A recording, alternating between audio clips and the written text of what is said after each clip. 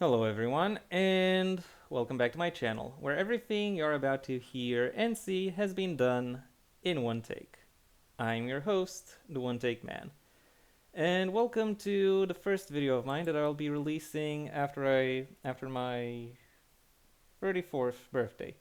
Yeah, I'm not doing any special birthday video this year because, well, I don't know.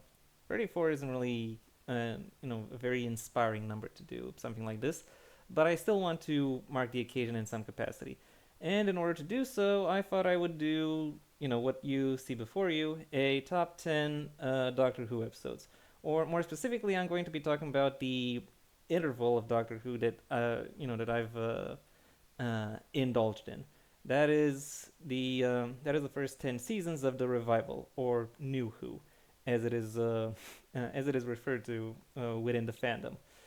So I'm basically going to cover Russell T Davies' first tenure and then Stephen Moffat's time, which was controversial for its. Um, Both of these were controversial for their own reasons, but they did add some level of their own, some level of their own distinctiveness, and they did manage to include some very interesting facets to to the broader mythology of Doctor Who and to into the narrative development of of their respective stories.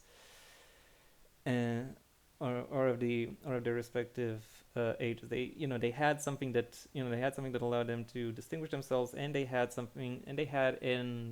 interesting additions to uh, to the broader role. You really can't say that you really can't say that this is the uh, worst part of the the worst part of the history of the show. It is just a different part of it, and and it is one that I've been that I've found myself very much very much enthusiastically following.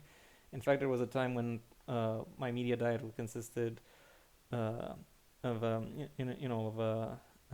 lot of various spec fic shows, and the only two of those that were ongoing were Game of Thrones and Doctor Who, or more precisely this particular interval. And so I do know, and so I do treasure them, and have an they did have an impact on how I would go on to uh, to do my own writing. And in order to do so, and I thought I would give some kind of tribute to that. And I thought the most appropriate tribute would be to talk about the 10 best episodes of that interval.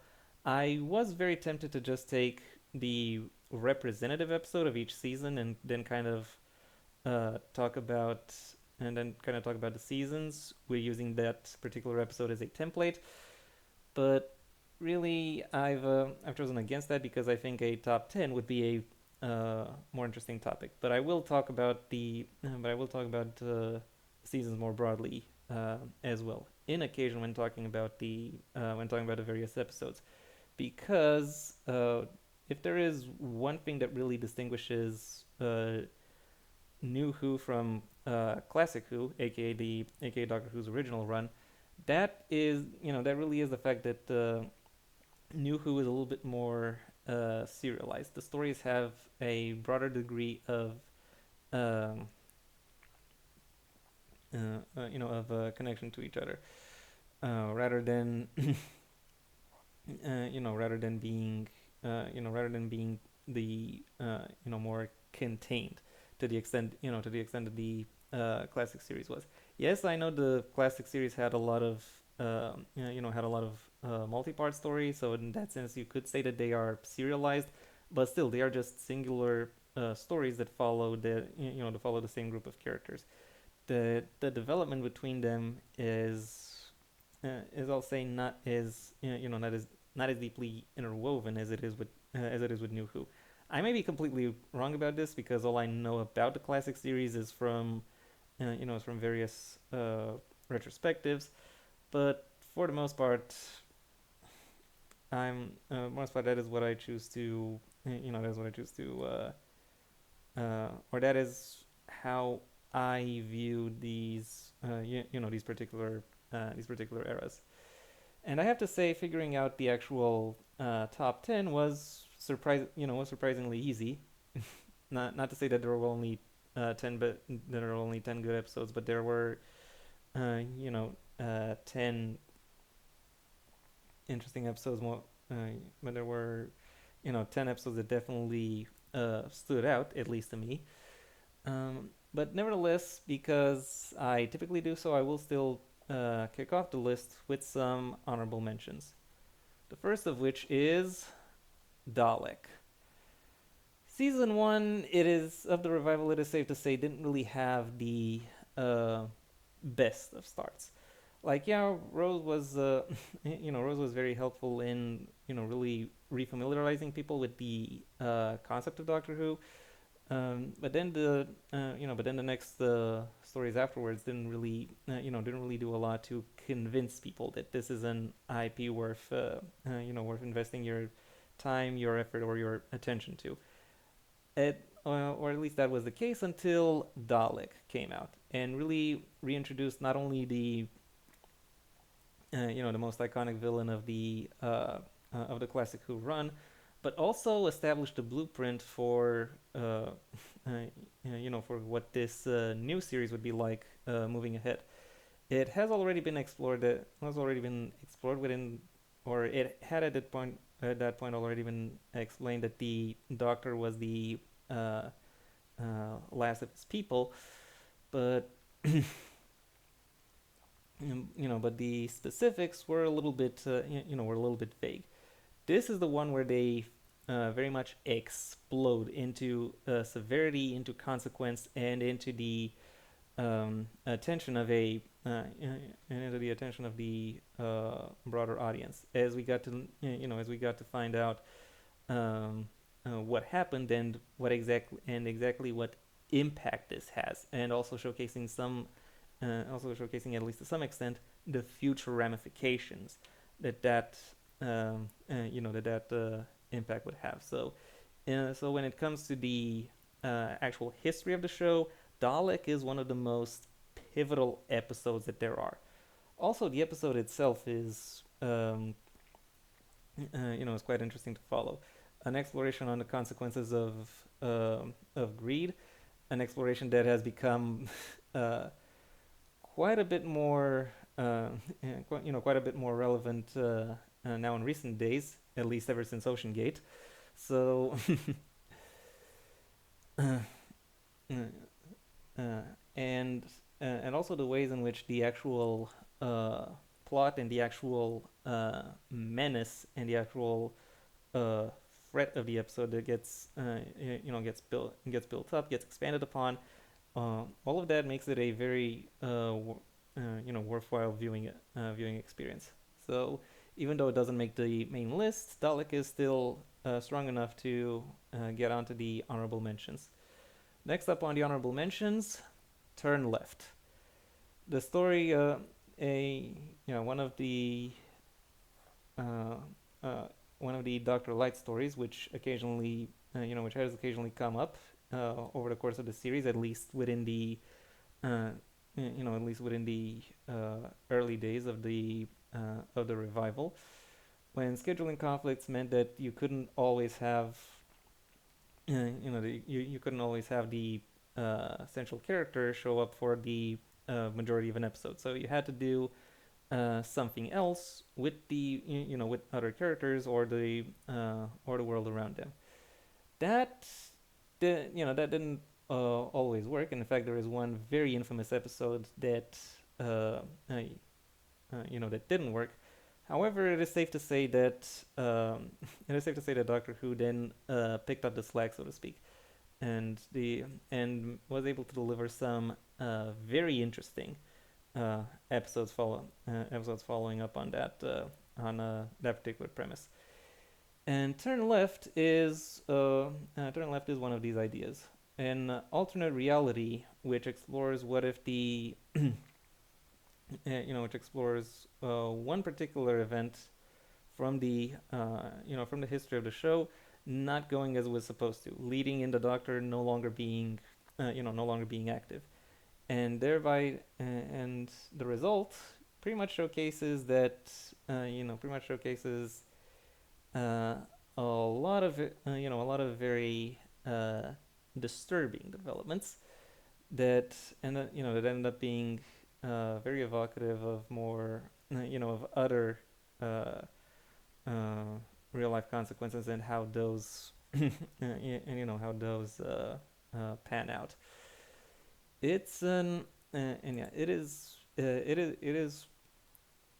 somewhat disturbing to look at, but it nevertheless does serve its purpose and showcasing the impact this character has, or as well as the characters around him typically have, and how people more broadly respond to a wide degree of crises. So anyway, that was it for the honorable mentions. It's time I delved into the actual list, starting with at number 10, Rise of the Cybermen slash The Age of Steel. Yeah, with all due respect to Dalek, this episode is the best reintroduction of a classic villain episode, because it does some it does some very interesting some very interesting things more broadly. First of all, by exploring, by bringing the characters in an alternate universe, so thereby to some extent taking away some of the some of the typical support structure they would have, but then also going on to showcase the then going on to showcase some some things that are distinctly radically different about about this new universe and how exactly they manifest. That being that being the Cybermen, and the Cybermen themselves are they are very good.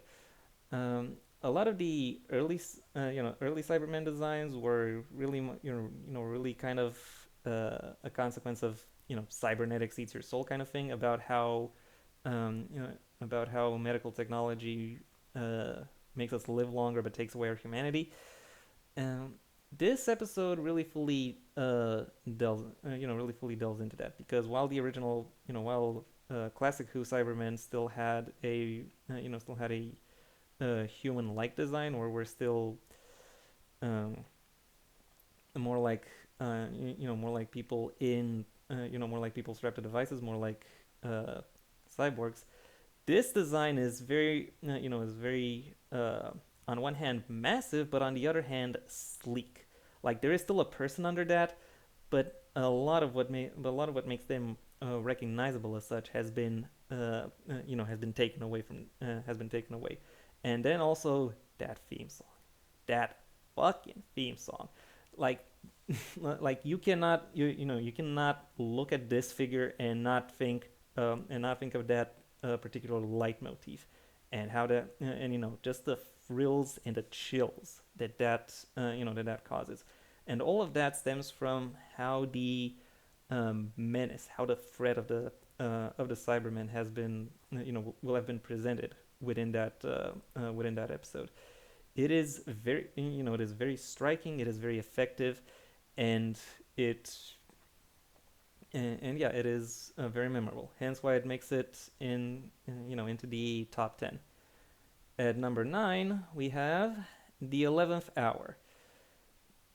With all due respect to other to other Doctor's first stories, including stuff like Castrovalva or or Rose, which I've already kind of praised, this is the best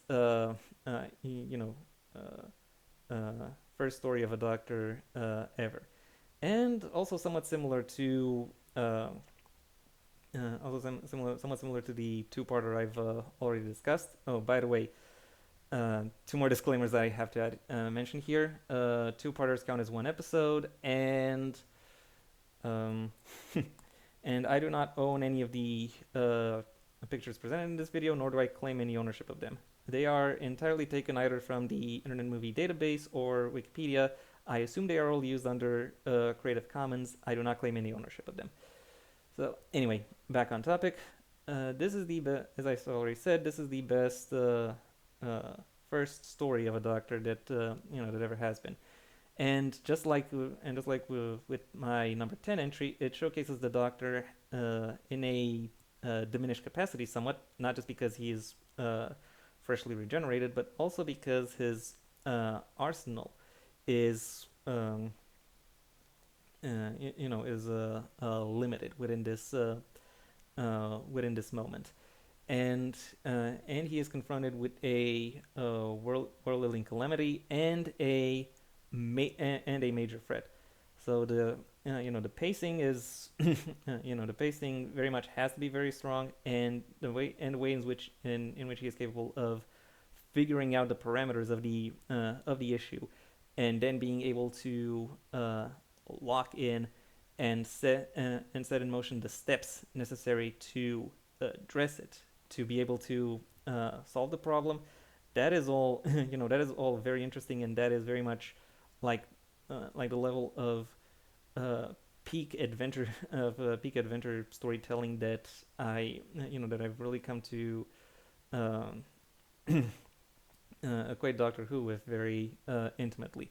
But while that is good, the one thing that really pushes this episode over the edge actually comes right at the end when the Doctor directly challenges the people who created this doomsday scenario that he has to navigate, and and when he showcases who exactly he is and what it is about him that makes him memorable. While also, during this moment, a montage of every previous incarnation of the Doctor comes in, and then Matt Smith steps in as a clear sign that he is the next guy. He is here to stay, and he makes those aliens move away with two words. Basically, run. That is power.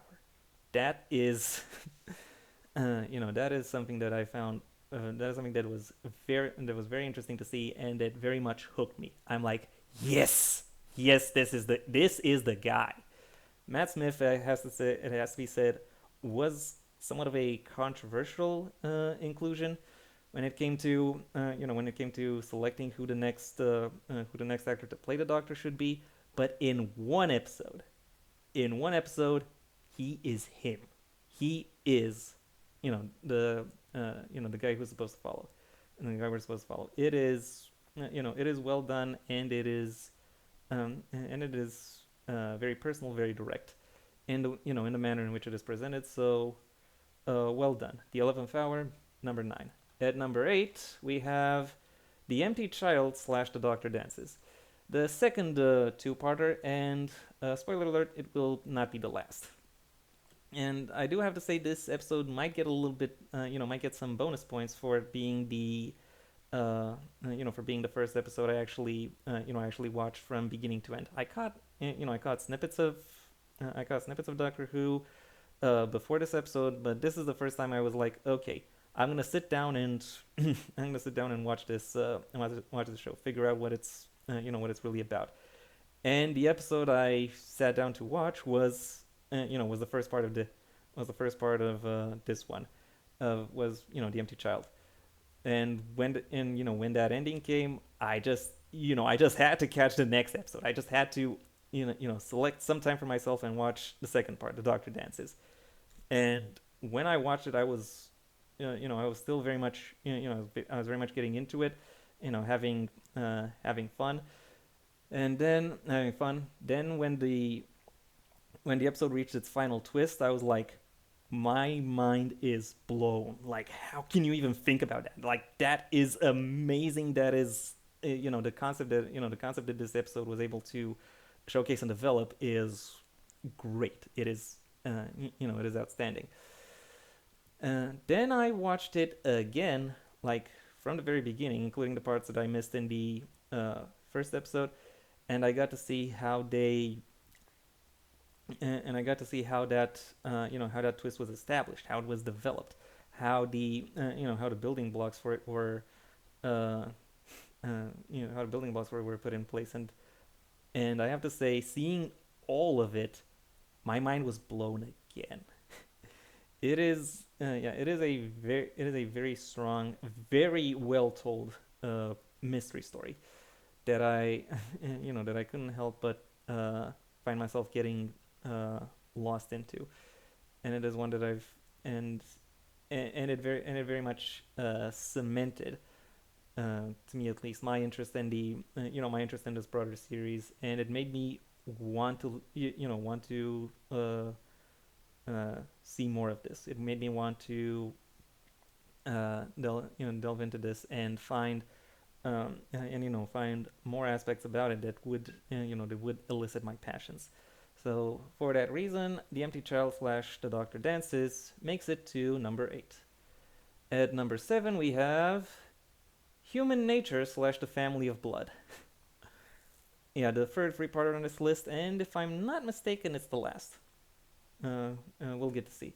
The basic premise of this episode is actually that the uh, doctor has is that the doctor is in hiding from the from the titular family of blood, and one aspect of his hiding that makes it as effective as it is that he is concealing himself not just from them but also from himself, such that he doesn't accidentally doesn't accidentally reveal himself.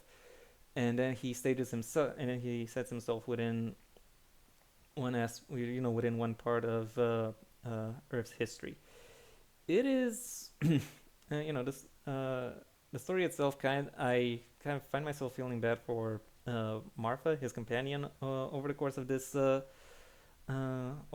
season, and in particular, in particular for this episode and for the kinds of discrimination that she very much has to face. Beyond that, I have to say that the ways in which the threat builds, and the ways in which in which this episode really showcases its its anti-war message, and how and how the desire for and what the cost for the desire for power actually is.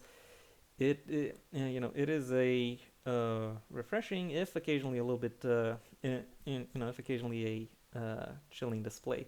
One that one that really presents uh, a different side to the aspect of these aspects of time travel, and of being able to and of exploring, actually, is also delving a little bit more into the into the resulting darkness.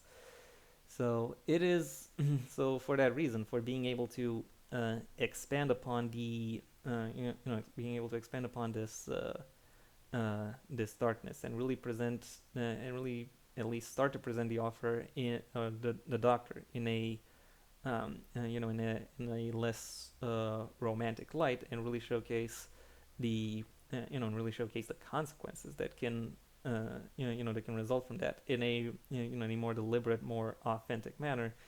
This episode, or this or this two-parter, very much makes it and deserves its place at number 7. At number 6, we have Twice Upon a Time, the only special on this list, and also the last episode that was technically eligible to make it to this list, to make it on this list. I I have considered excluding specials, because they're not technically part of the because they're not technically part of the main series, as in they aren't even numbered, or they or they or no their production codes are somewhat are somewhat different. However, come to think of it, they are they are very much a an aspect that is unique to NuWho. Probably as a little bit of a remnant of that of that bridge between Classic Who and NuWho when the franchise was built to get was built upon or was maintained by various special episodes or special projects. So it is perhaps not too surprising that someone would attempt to actually attempt to integrate those specials into the into the broader mythos. um, so for that reason, I decided to still talk about I decided to talk about specials as well. But what is it about this special that allows it to uh, push as far ahead as it actually has?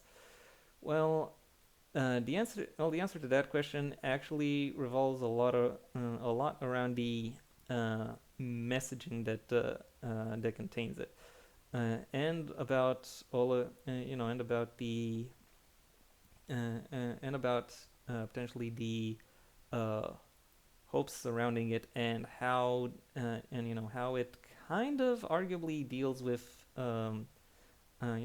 mortality in a new and interesting way, and also in how it directly builds upon the character arc that the 12th Doctor actually had, as in what does it mean to be what does it mean to be a good man, and how it is that his appearance at this point, and how it is that this episode actually goes on to give an answer to that question.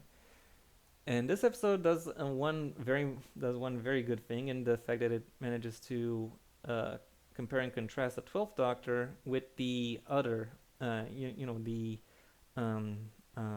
with the oldest actor to actually play that role, that being, or rather with the Doctor who has been played by the other oldest actor, that being the first Doctor. Also, of note, the first Doctor is the only incarnation so far to be played by multiple actors, which is a little bit funny.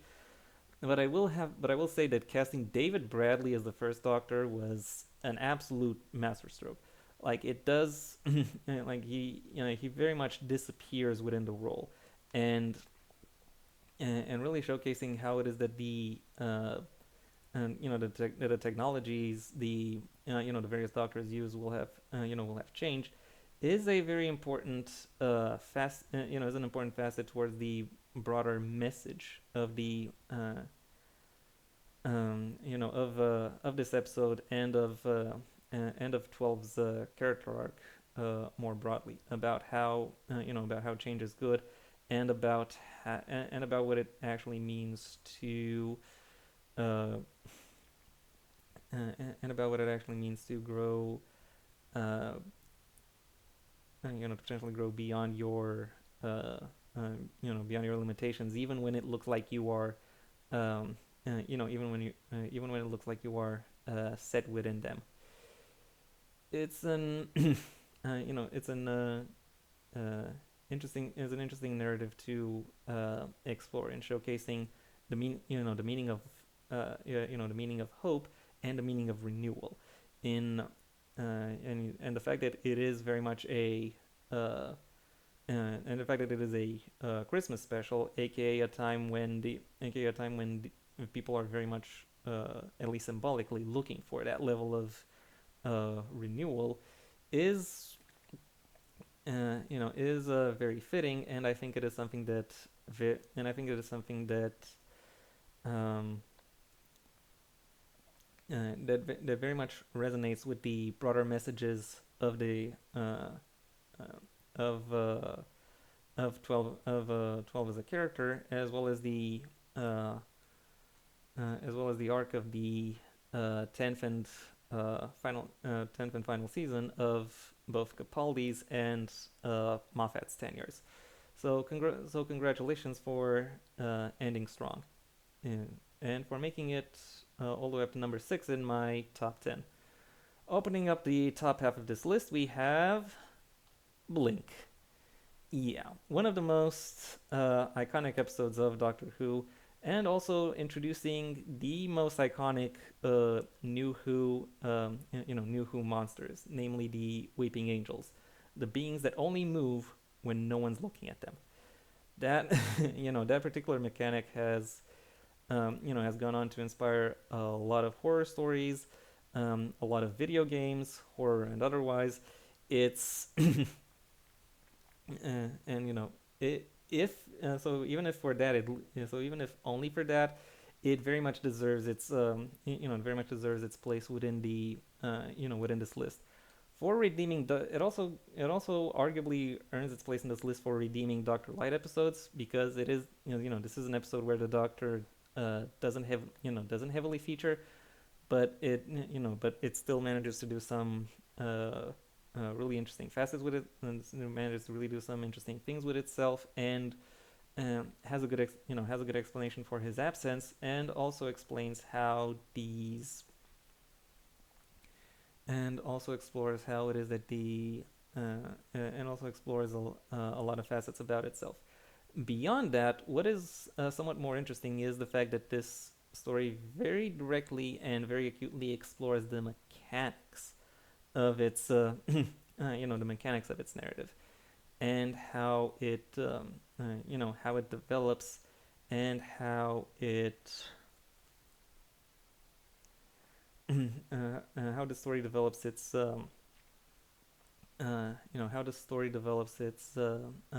plot mechanics, and in showcasing the very human toll that this otherworldly threat that this otherworldly threat presents.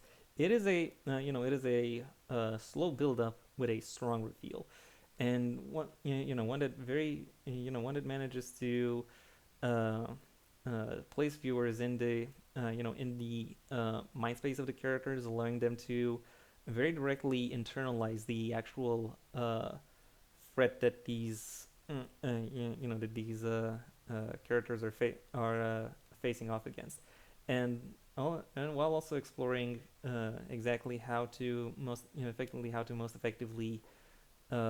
counter it, combat it, what its characteristics are. That is all that is all very interesting uh, and very eye catching. So for that reason, Blink makes it in the top half of this list. Just shy of the top three, at number four, we have another Hugo Award winner, The Doctor's Wife. By the way, yeah, Blink won the was the winner of the Hugo Award for Best Dramatic Presentation Short Form, as was this episode. And I'm pretty sure at least one more episode actually won this award. Oh yeah, The Empty Child the Doctor Dances. Maybe Human Nature and Family of Blood too, but I'm not sure. Maybe it was just nominated. Anyway, what I'm trying to highlight is that these episodes are quite prestigious.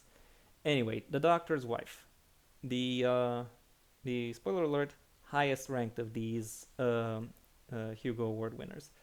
Again, if I recall correctly.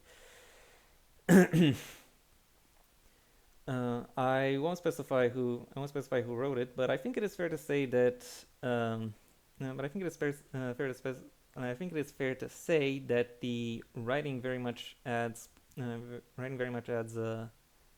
flavor to it, in how it showcases in how it showcases the build up of this threat, and how it showcases the build up of the threat the characters are facing, but also in how it is that that this particular threat is established, and how it is showcased to influence how it is showcased to influence everything.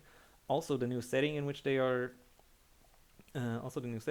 brought, and how it is that these characters are, and how it is that these characters can respond to it. But perhaps the more interesting fact or facet about the story is how it explores one of the perhaps the most underrated relationships that characterizes both the revival series and the classic series, namely the relationship between the Doctor and his TARDIS, because it has been established, I think, in the classical era as well, that the TARDIS itself is actually is actually sentient, and actually has some level of awareness of everything going on around it. And this episode very much materializes this, very much materializes the TARDIS in a more human form, and allows it to, allows it to interact, giving it more to, giving it more to play around with. And sorry about that.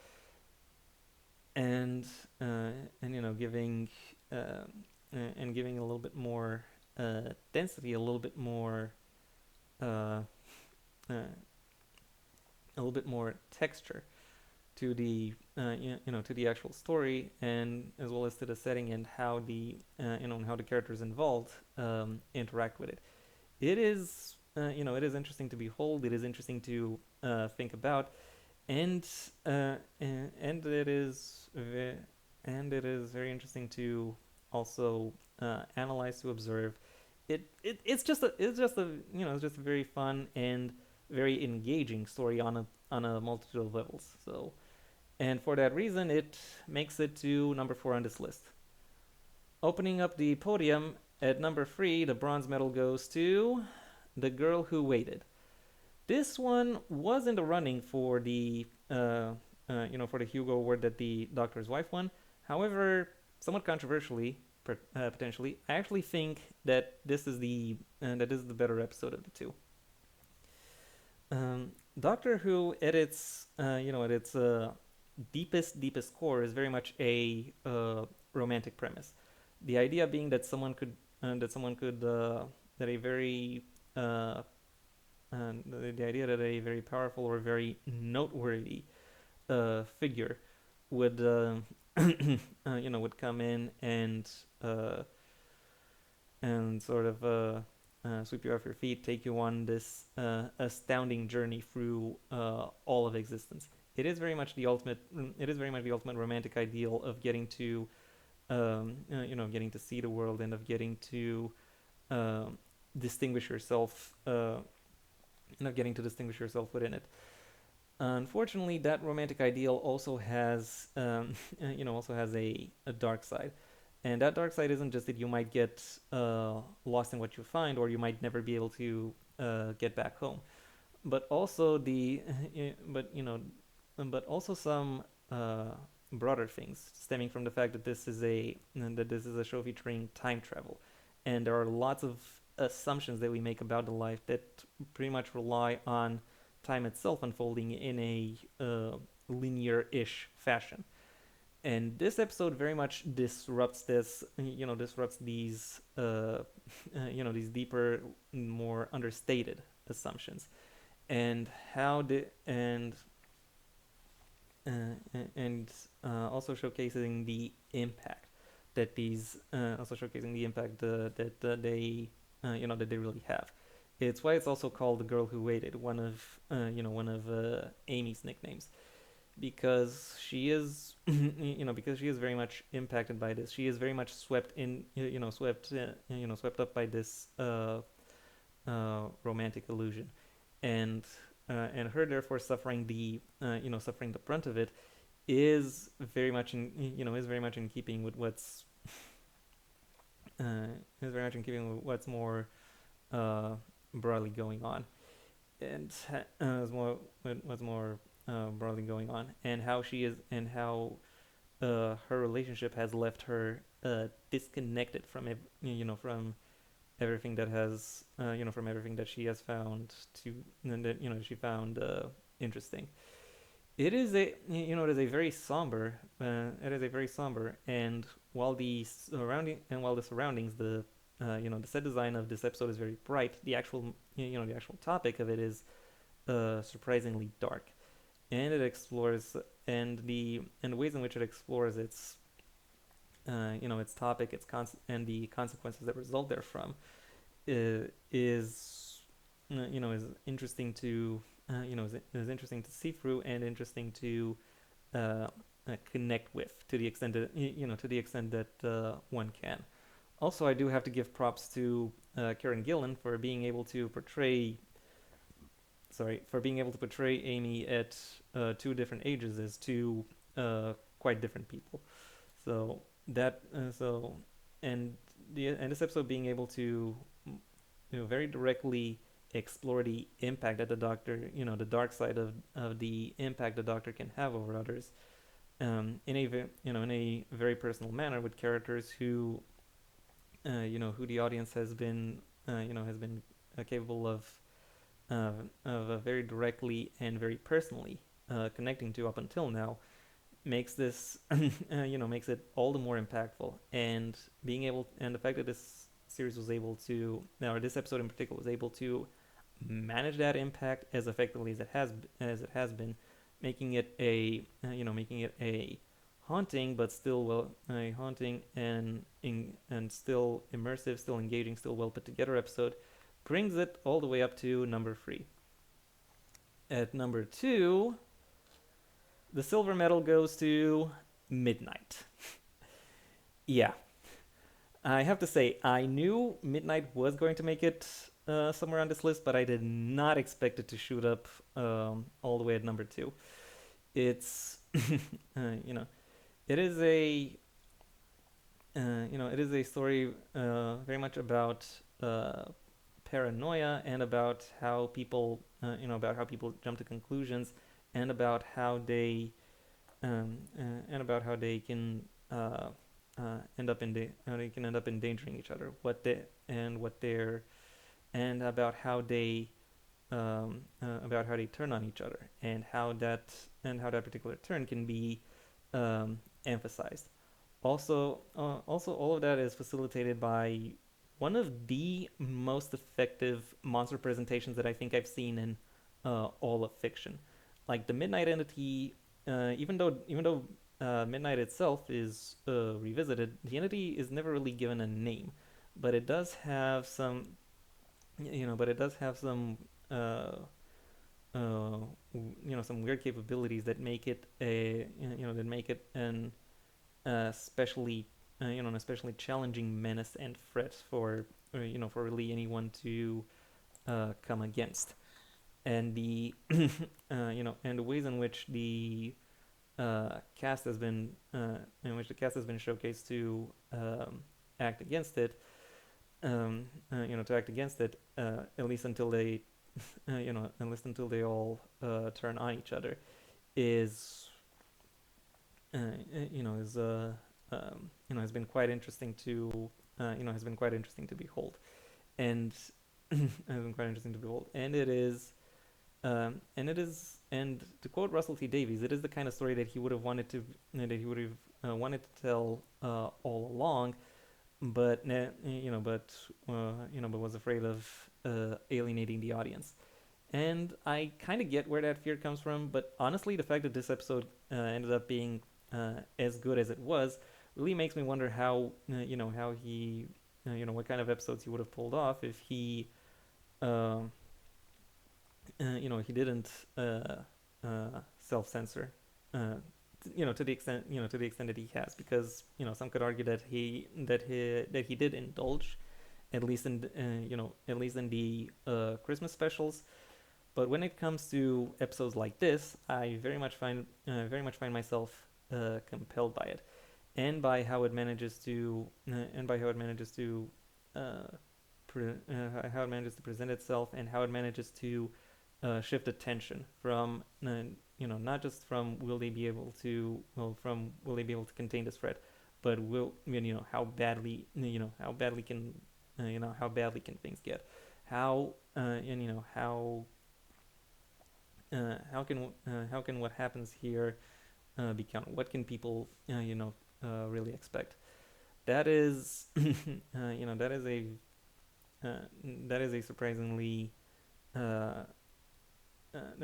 effective and a surprisingly scary thing to actually delve into. And it is one that I think this show in particular did this episode in particular did very well. And for that reason, it makes it to number 2. So what episode from this era, from this segment of NuWho, do I think is is better than Midnight? Well, that honor goes to my gold medal winner, Heaven Sent. Yeah, yeah, really.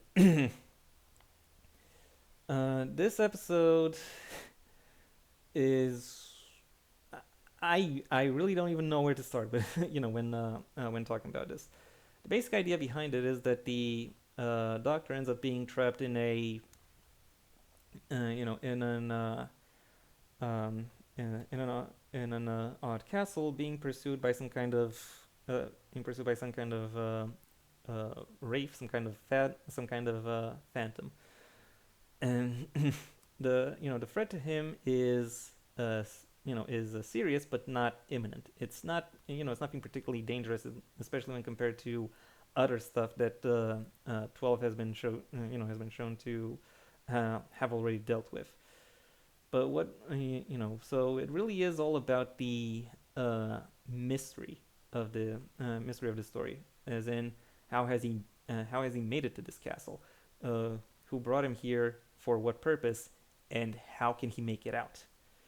That is, and seeing that mystery unfold, and seeing how it is that the Doctor himself is also capable uh, overcoming it, as well as realizing what it actually means to overcome it, is a is a very sizable task, a very sizable undertaking to consider. And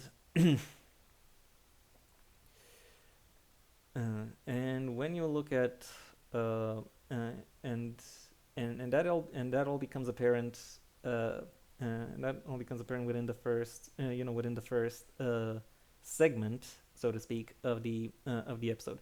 But then when you see everything that comes after it, and the perseverance that that the Doctor has to show in being able to uh, beat the trap that has been that has been placed upon him, which requires him basically having to figure it out again and again and again, and and you end up being like like particularly like this really becomes a showcase of who this character really is, and what it is about him that really makes him and what it is about him that really makes him distinctive. It really is the kind of story that really um, only Doctor Who could tell, with a great mixture of adventure, of mystery, of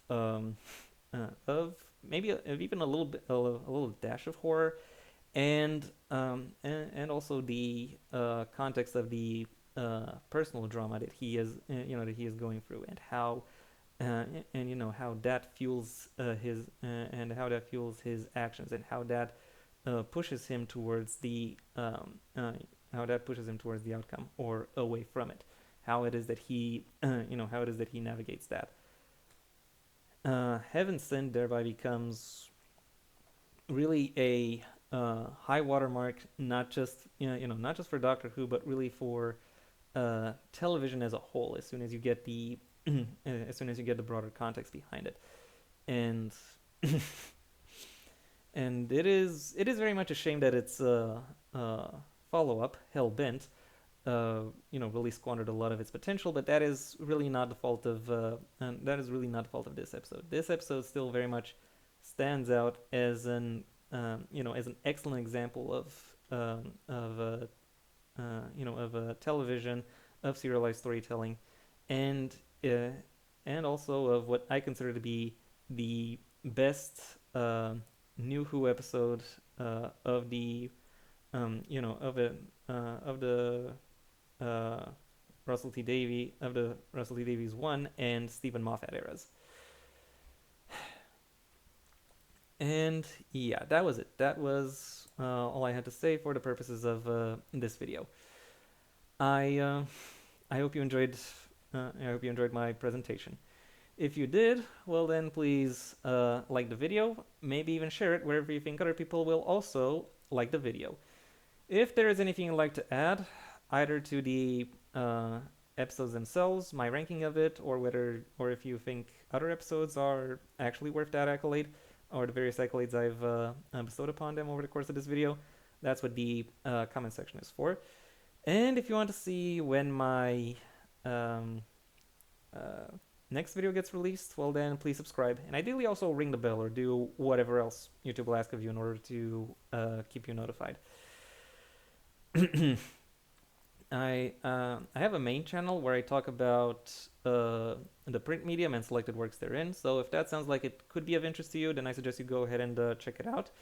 If, however, you want to hear my thoughts on topics outside of the print medium, such as, for example, television, well, then I suggest you stay on this channel and go for my extensive backlog, where aside from top tens on a variety of different topics, I also do reviews, overviews, pitch videos, etc. on not just television, but also cinema, occasionally video games, but much more rarely. I do, however, have some gameplay videos as well as some commentary videos on a wide variety of topics. So if any of that sounds like it could be up your alley, you might just like at least some aspects of my backlog. If that doesn't sound particularly interesting to you either, then I suggest you go ahead and do whatever you want the rest of your day, because it is your day after all. And yeah, that was it for me. So until next time, I have been the One Take Man.